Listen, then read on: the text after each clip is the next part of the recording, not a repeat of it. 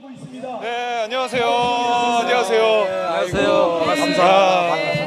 아이고. 장면서 너 지금까지 나를 외면하고 나 혼자 죽는 줄 알았다.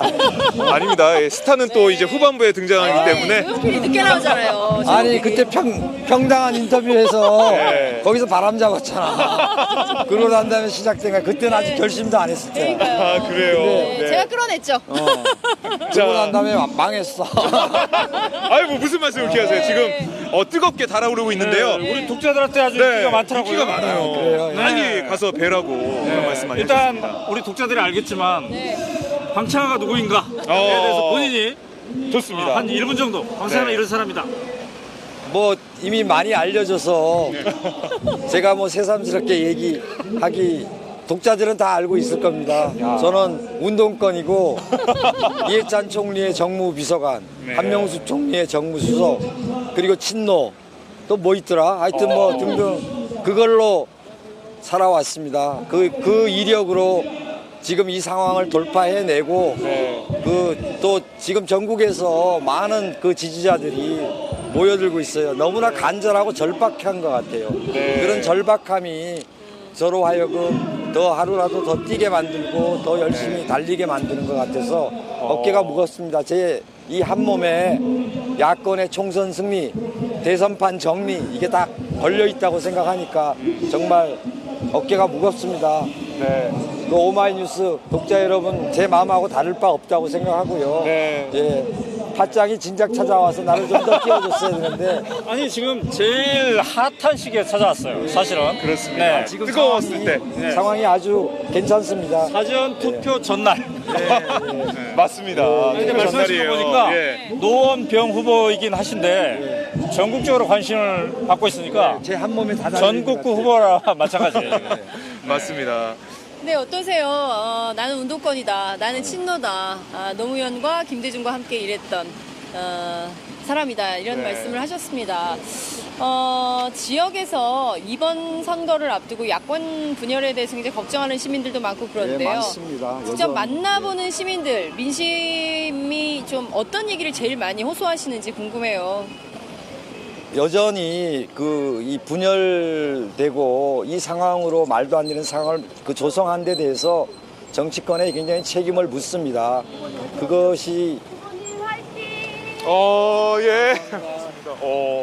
누구의 잘못인지 뭐 많은 분들이 이제 깨달아가고 있고 지금 이 상황에서 그동안 저희들이 단일화도 요구해봤고 수도권 30시 전체에 대해서 우리가 한번 단일화 경선을 해보자 이런 제안도 제가 드렸는데 언론이 주목을 해주지 않았습니다만 저 혼자는 떠들었습니다. 그럼에도 불구하고 어쨌든 계속 외면하고 그다음에 오늘 또 뭐 지역에서 장애인 정책 관련 토론회 있는데 네. 두 양반 다 안 왔어요.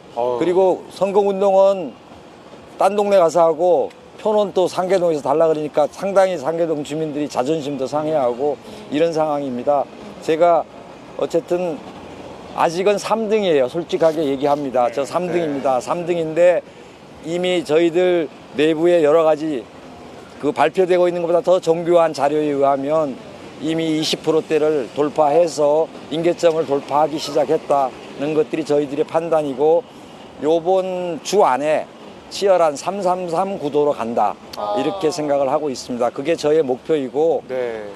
그래서 아주 치열하게 아마 제가 신승하지 않을까 이렇게 기대를 하고 또 너무나 간절한 염원들이 저에게 모여 있습니다. 지금 뭐 한 100여 명이 자원봉사를 자원하고 있고 매일 30명, 40명들이 지금 전체 지역에 흩어져서 사람들 붙들고 호소하고 황창아 찍어야 상계동도 좋아지고 좀 야권 승리도 가져오고 대선판도 정리된다.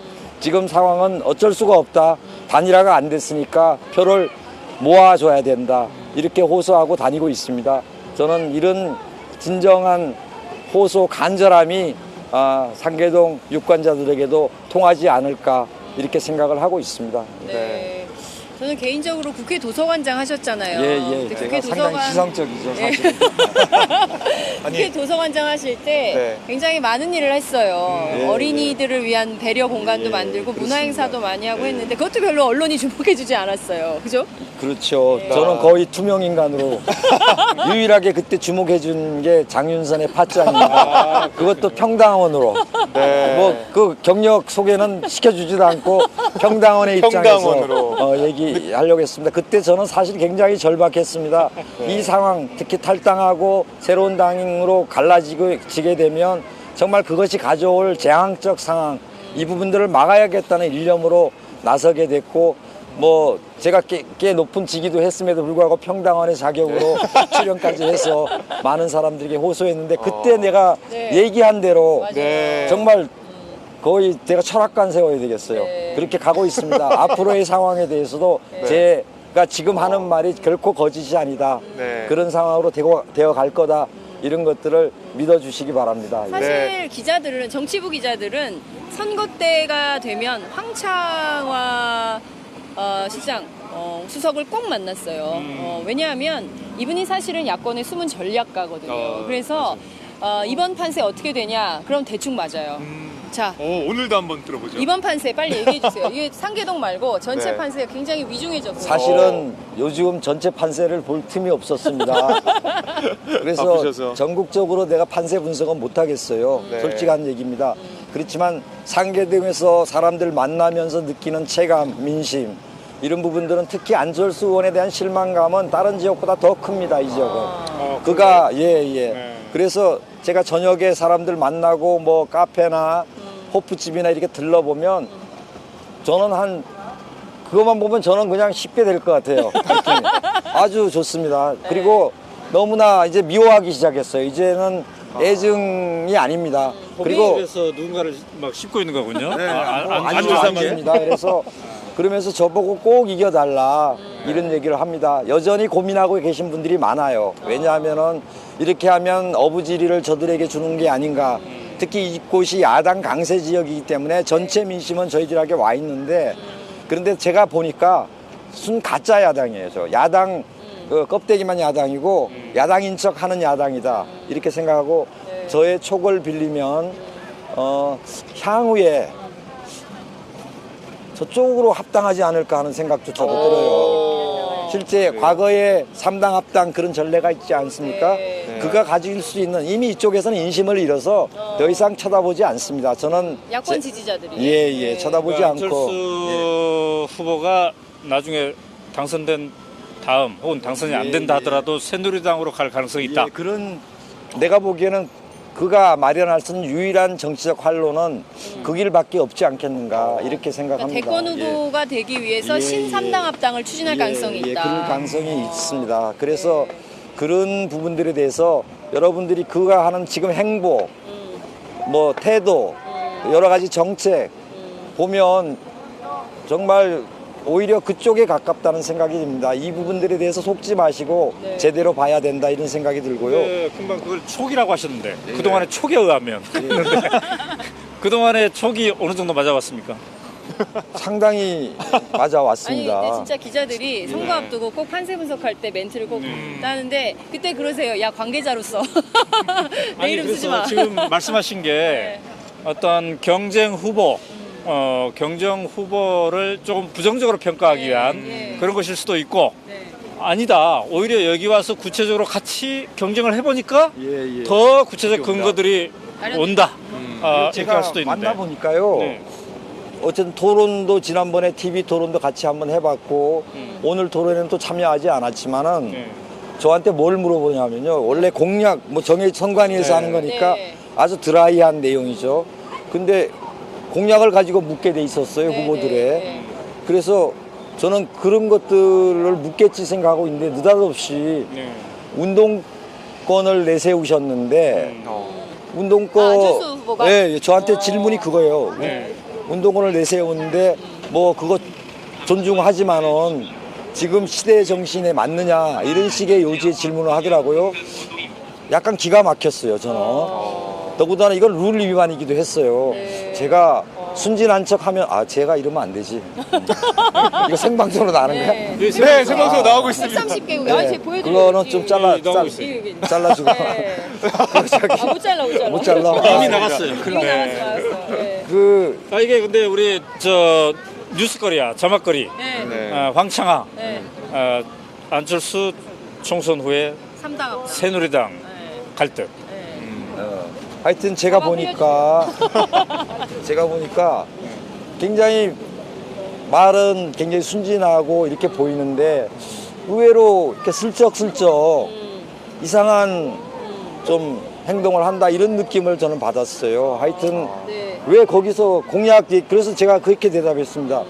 아, 운동권이 제 공약이 아닙니다. 내가 앞으로 운동권 되겠다고 하는 것도 아니고 네. 그냥 옛날에 살아왔던 이력입니다. 왜 이런 질문을 하시는지 모르겠는데 어쨌든 그거는 아니고요. 저는 운동권 살아왔던 것들에 대해서 결코 부끄럽지 않게 살아왔고 그 당시에 가장 개혁적이고 혁신적인 자세였다고 저는 생각하고 헌신적으로 어려운 시대를 넘어왔다고 자부하고 있다. 그리고 그런 정신 이런 것들은 여전히 유효한 시대 정신이라고 생각한다. 뭐 그런 요지 정확하게 또 일치하지는 않습니다만은 그런 요지의 얘기로 답변을 해서 좀 더 심하게 얘기했어요. 사실 그 자리에서 당신이라고 그러진 않았지. 네. 하여튼 누구처럼 네. 뭐 편하게 포실하게 하여튼 학교 다니고 뭐 사업하고 이랬던 사람하고는 저는 다르게 스토리가 살아왔다. 네. 이런 얘기를 제가 했습니다. 진짜 자막이 나갔네요. 황창아, 총선 후 안철수 새누리당 갈등. 야, 실시간 반영이 되고 있는데요. 이거 뭐 고발당하는 거 아닌가? 그냥 갈 뜻이니까 이거는 뭐 초계돼서 지금 얘기하고 있습니다. 추정을 예, 하시니까. 근데 사실 황창화 후보 말고도 네. 많은 사회학자들, 진보적인 사회학자들이 신3당 합당 추진 가능성을 이미 칼럼을 통해서 많이 쓰기도 그렇습니까? 했습니다. 김동춘, 김동춘 성공회대 교수를 비롯해서 많은 진보적 사회학자들이 그 예측을 했습니다. 그러니까 이게 지금 왜 야권이 분열했냐? 결국에는 이 안에 있으면 안철수 후보가 대선 후보가 되기 어렵다고 판단해서 결국 나간 거 아니냐? 김종인 대표의 분석이기도 하죠.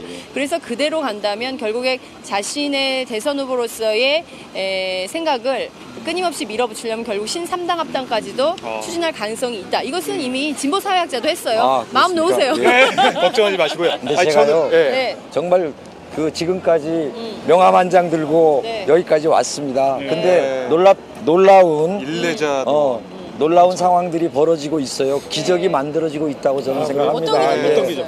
지금 아까도 얘기했듯이 전국에서 저를 다 주목하기 시작했어요. 나는 평당원. 평당원을 지금 저희 팟짱 시청자분들도 난리가 났어요. 네. 보고 싶으시다고. 예, 그래서 뭐 정말 나는 이런 상황에 익숙하지도 않고 야, 그동안 황창화는 의인 이렇게 써놨네요. 오. 그래서 야. 이거 사실은 좀 이쪽 쳐다보지 않으려고 했어요. 너무 힘들었고 그동안 살아간 세월이 그랬는데 이거 뭐 이제 발도 못 빼게 생겼고 큰일 났습니다. 예. 하여튼 오마이 TV 시청자 여러분, 저 하여튼 이번에 최선을 다하겠습니다. 다 하고 제가 보니까 상황이 괜찮습니다. 괜찮고 이제 거의 이제 후반기로 들어갔습니다. 항상 생각했던 것보다 더 좋은 성적으로 지금 이 상반기를 마쳤어요. 그리고 저도 또 내가 자고 일어나니까 스타가 돼 있어서 이거 큰일 났다 지금 이거 팟짱 내가 팟짱이 그렇습니다. 키운 스타. 네, 팟짱이 키운 스타 자부하셔도 좋습니다. 이 새로운 독자 한 명 확보하셨네요. 예. 독자가 아니라 후원자, 지지자? 지지자. 우리는 미디어이기 때문에 늘 독자라고. 이게 정재백 씨가 황창아 오늘 처음 봅니다. 처음 봅니다. 신뢰가 가네요. 하하. 그렇습니다. 야, 새로운 지지자 확보하셨는데 예. 자, 저는 궁금했던 게 김대중 노무현의 번호 2번 황창아. 저는 제일 특색 있는 이런 현수막이 아닐까 싶어요. 어떤 의미입니까? 예, 이게 사실은 두 번째 현수막이에요. 첫 번째는 여기 있는 것처럼 일례자로 갔습니다. 네. 그거는 어쨌든 일 한번 내보겠다는 의지를 좀 표명한 거고 이 부분들이 수도권 30석을 내가 참 책임진다 하는 의미를 끊임없이 하여튼 얘기를 해서 이 지금 상황까지 왔습니다.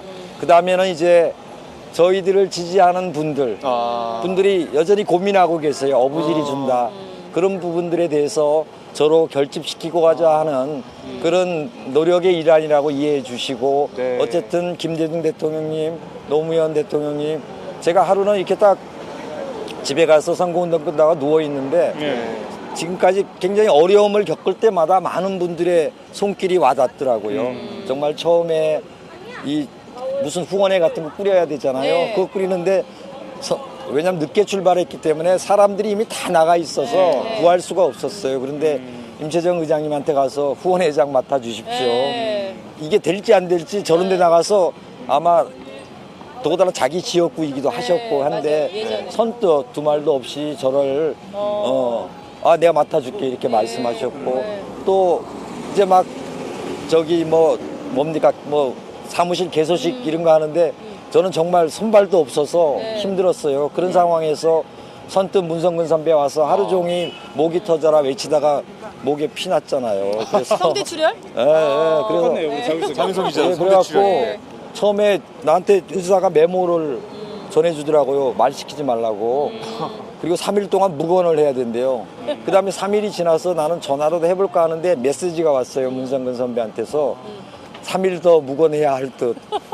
너무나 죄송하고 또 그 양반 기다리는 네. 후보들이 참 많은데 많은 사람들에게 피해를 주고 있구나 이런 자책감도 있었습니다. 그 다음에 여기서 어쨌든 이 지역이 또 호남 분들도 계시고 또 저와 함께 온 당원들 지금 사실은 이 선거판이라는 게 또 아주 솔직하게 얘기하면 될 사람으로 가야 되는 거 아니냐 이런 고민들이 다들 계시지 않겠습니까? 어부지리 얘기가 바로 그건데요. 네. 그런 상황 속에서 그들을 결속시키기 위해서 고민하고 있는데 김대중 대통령의 삼남이신 김홍걸 위원장이 갑자기 제 선대위원장을 맡아주시겠다고 네. 그렇게 말씀하시고 네. 하여튼 이런 것들 그다음에 또 같은 팟캐스트는 얘기 안 한다 그러지만 어쨌든 다 해요. 괜찮습니다. 연대해요. 네. 그 뭡니까 김호준 파파이스. 총수가 느닷없이 네. 와서 네. 출연하고 이런 그다음에 모든 팟캐스트에 다 나가게 됐어요. 네. 한 독자가 민경석 씨가 시청자가 저 현수막은 역대급이다 이렇게 써놨던데 근데 최초에 저 아이디어는 후보가 낸 겁니까 아니면 보좌가 있는 겁니까? 누가 낸 겁니까? 저것은 사실은요 우리가 공식적으로 걸리지는 않았지만 문성근 선배가 나레이션을 한 당의 광고가 있습니다. 거기에 김대중 대통령이 그 장충당 공원 유세 노무현 대통령의 선거 유세를 와글와글 하는 것들이 배경으로 깔리면서 김대중 대통령은 지금 투표할 수 없습니다. 노무현 네. 대통령님도 맞아요. 지금 투표할 수 없습니다. 여러분은 투표할 수 있습니다.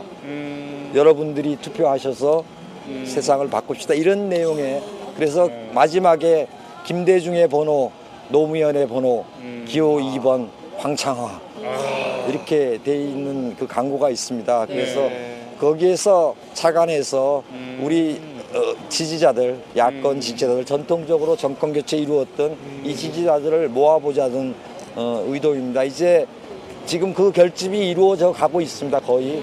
그래서 아마 내일이나 내일쯤이면 또 새로운 전략으로 임하려고 생각하고 있습니다. 찡한 역사적인 현수막인데요. 그런데 황창화 후보께서 보시기에 김대중의 정신, 노무현의 정신 이 두 가지를 합한 것은 뭐라고 생각하십니까? 뭐가 이 두 가지를 합친 것이다. 노무현의 정신, 김대중의 합친 게 뭔가요? 어떤 사회를 꿈꾸는 겁니까? 정말 저는 정치적 소양의 기본은 타인의 삶에 대한 관심이라고 생각합니다. 그리고 특히 어렵고 그다음에 그늘진 곳에 계신 분들을 대변할 수 있어야 한다고 생각합니다. 이게 마치 기울어진 운동장이라는 얘기 많이 하는데요. 그래서 저는 늘 그렇게 얘기합니다. 다니면서 저 편파 정치하겠다. 모든 국민을 위한다는 건 전부 거짓말이다.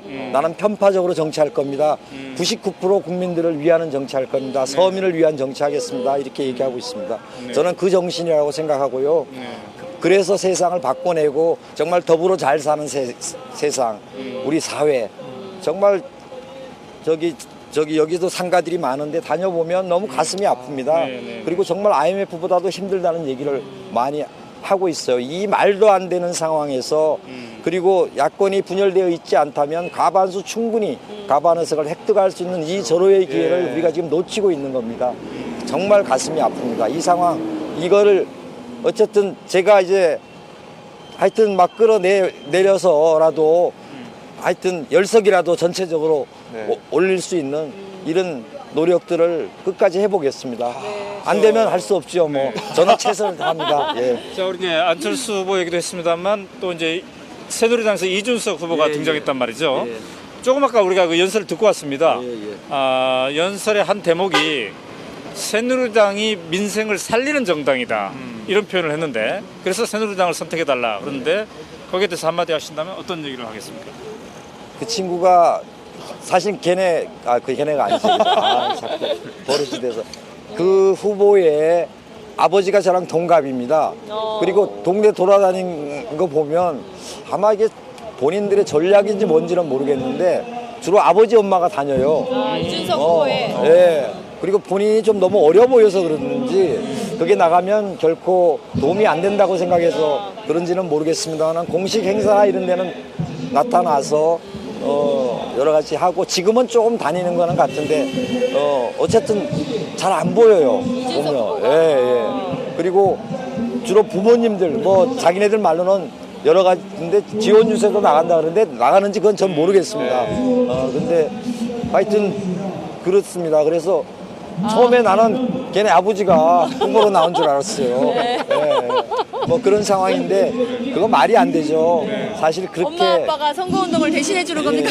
젊은 후보가 그렇게 얘기하면 안 됩니다. 더구나 하버드까지 나온 친구가 그 세상을 그렇게 바라보고 있다면 젊은 후보로서는 나는 뭐라 그럴까 정치를 잘못 시작하는 거다 이렇게 얘기할 수 있겠습니다. 예. 그거는 누구한테 물어봐도 여기 계신 상인들 뭐 민생 어려움 겪고 있는 서민들한테 물어보면 누가 그거 믿겠습니까? 지금 화가 나서 죽으려고 그러는데. 네. 자, 한명숙 전 국무총리가 계셨다면 아마 손잡고 이 동네 같이 다니셨을 거예요. 여기 숙소 정해놓고 아예 네. 선거위원장도 해주시고 네. 그다음에 저 도와주러 아무도 안 오고 있습니다 지금. 네. 그런 것들 다 해결해 주셨을 거고 그랬을 텐데 어쨌든 그런데 며칠 전에 네. 카드를 한 장 보내 오셨어요. 한명숙 총리가. 예. 네. 그때 아마 언론에 13.9% 얘기가 나왔을 때입니다. 근데 내용이 그거였어요. 13.9%는 희망의 숫자입니다. 힘드시겠지만 다니다가 힘드시면 제가 옆에서 손잡아 주는 것으로 아니야 이 얘기하면 울컥해요. 또 눈물 나오려고 했는데 찔찔짜면 안 되지 후보가. 하여튼 제가 손잡고 함께 가는 걸로 생각하세요. 그리고 그게 뒷면에 그 뒷면에 이렇게 꽃이 화분이 크게 그려진 그 꽃그림을 보내면서 승리의 꽃다발을 미리 전달합니다. 이렇게 보내셨어요. 고맙습니다, 총리님. 건강하시고 제가 선거 끝나자마자 하여튼 제가 뵈러 가려고 합니다. 눈물 나네. 그 얘기.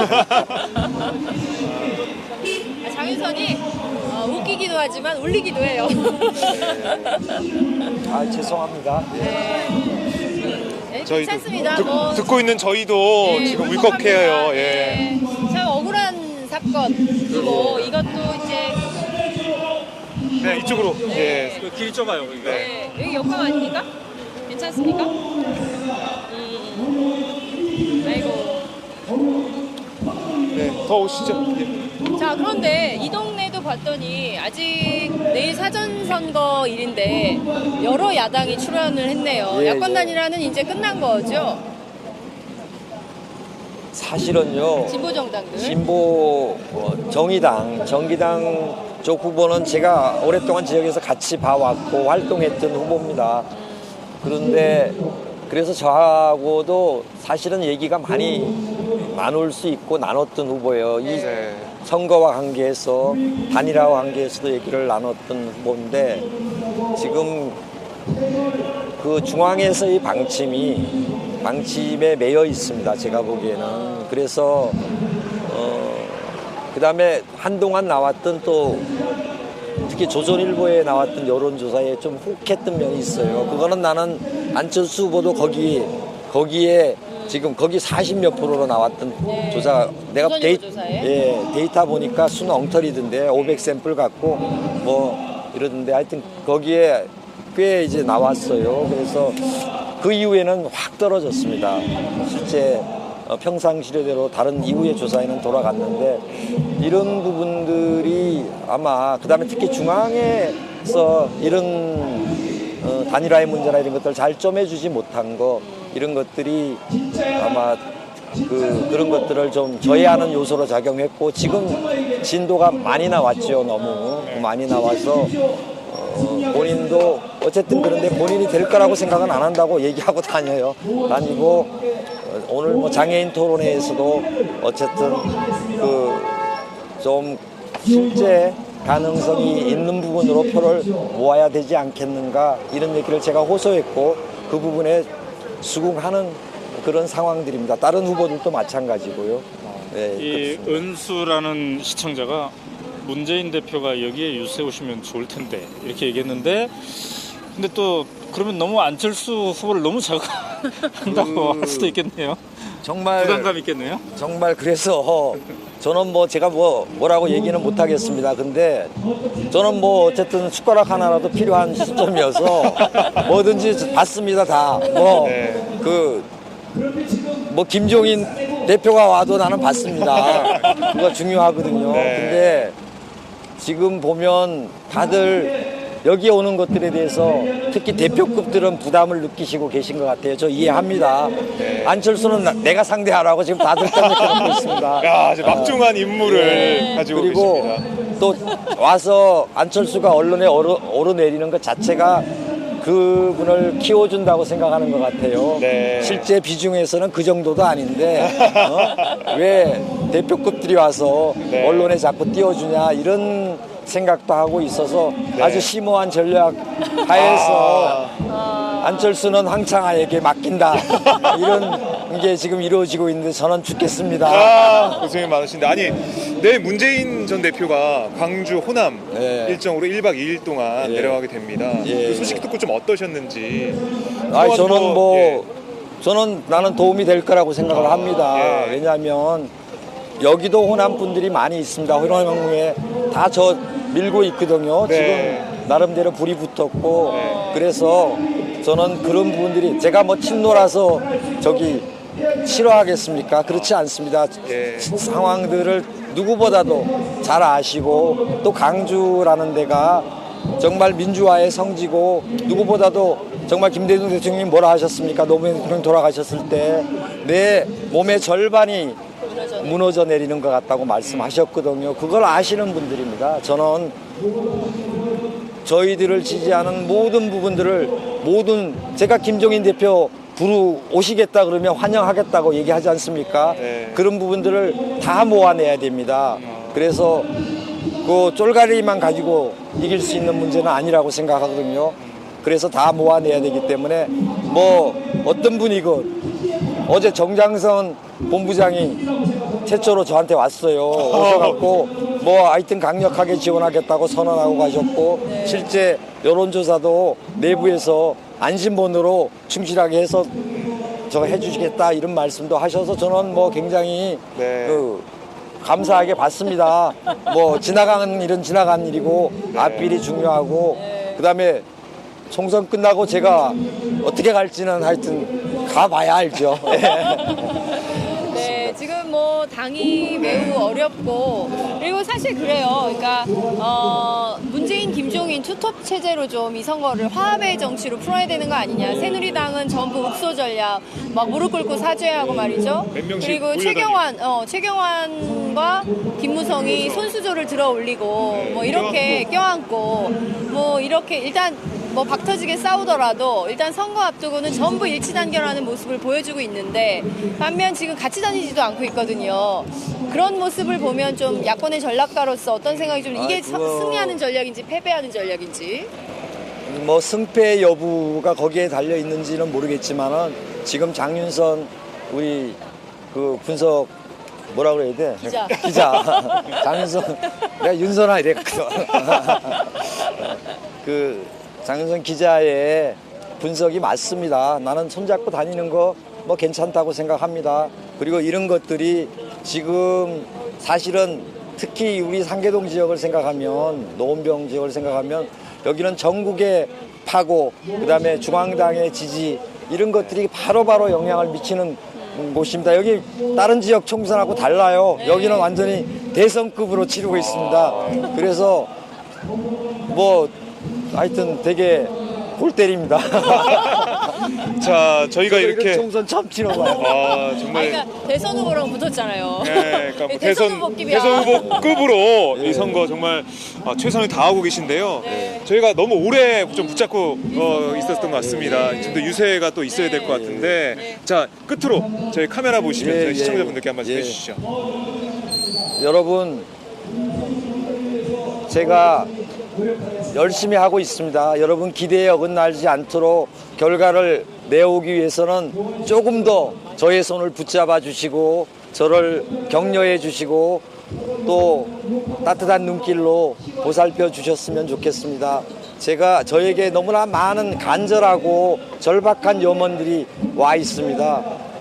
50명이 넘는 그 자원봉사자들이 매일 지역을 누비고 있고 또 사람들을 만나서 설득하고 있습니다.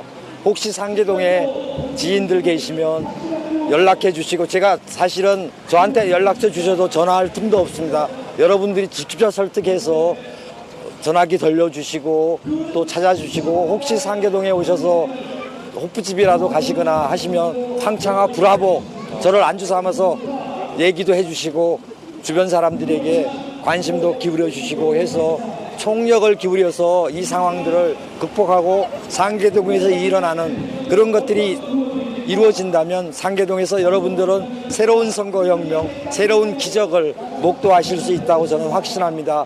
제가 반드시 해내겠습니다.